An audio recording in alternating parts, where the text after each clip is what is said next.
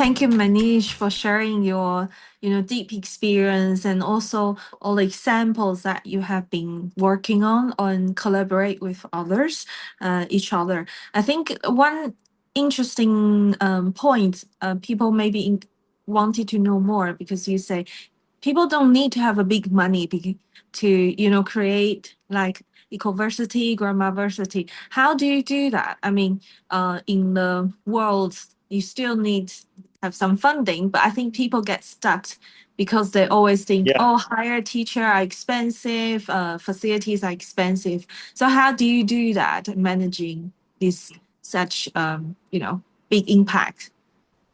Yeah. So, I can just say, like, we have, so we developed one idea called the Learning City. Udaipur is a learning city. So around the city, the whole city is my campus for my university and the Mm. surrounding villages. And so what I did is with my team is we went and we found so many masters around the city. So we found a master miniature artist, master potter, master who's good at indigo natural fashion designing, master architects, eco architects, master you know jewelry makers, master of so many farming. And these we asked them, can you be our faculty? Uh-huh. If Yeah. somebody wants to learn with you, right? So we said if, and one thing I said is, all over, I think this is applies across Asia, is that we have this tradition, of lineages, of apprenticeship, like, so I asked them, how did you learn? And they said, oh, we had a master, we learned with them, they helped us. So I said, then it's part of our duty to pass this knowledge on. I said, is there anybody after you? And most of the time nowadays, younger people don't Mm. want to do a lot of these things, right? Everyone wants IT job in India. So, but there are people who are now trying, a lot of people who come to me. There's two kinds of people. There are people who are trying to escape all the IT. They got to be engineer. They hate it. They don't want to be engineer. They said, we want to be with the land and we want to be with fresh food and nature and all that. And then there's a lot of people who are failures, dropouts. So I said, you're never a failure. The school failed. The school is the failure, not a human being. So I connect these. We try to connect these people to these masters as part of our university experience. And so the gift culture, the sharing of their knowledge is the most important thing in their experience.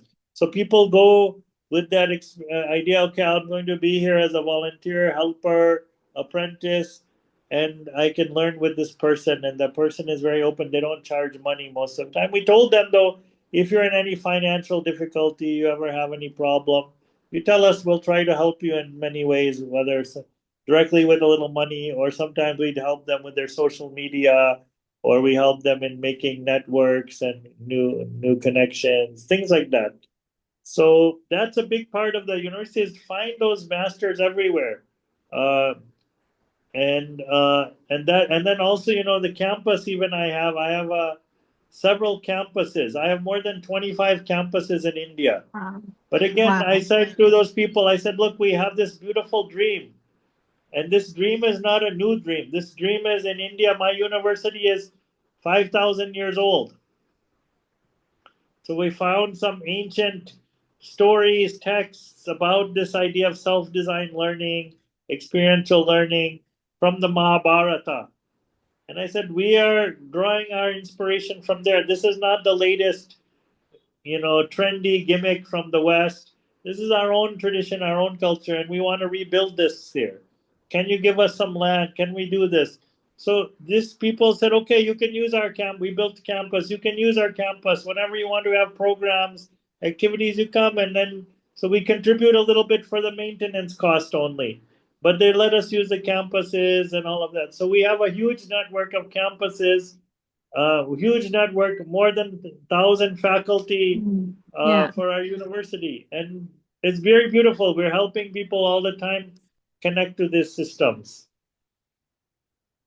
So you kind of like people are really willing to continue their skills knowledge and pass on for the next generations. And also people who has lands or places that are also very generous, are willing to, share. So I think the gift economy is really depend based on the goodwills and then It's generosities activating. from the Everybody has heart. goodwill. Mm, Everybody has goodwill. I've even seen even the guy who's maybe a maid or somebody who's a taxi driver, they also have goodwill to help people. So it's how we are inviting that goodwill, how we are activating with a meaningful story. Like everybody wants to be part. So a lot of time, people tell me, "Oh, we don't have funds.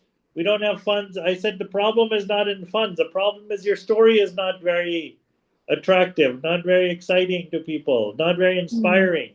So we have to work on the storytelling to invite people into. Everybody wants to do something beautiful in the world. I think I genuinely believe that they want to be part of beautiful things.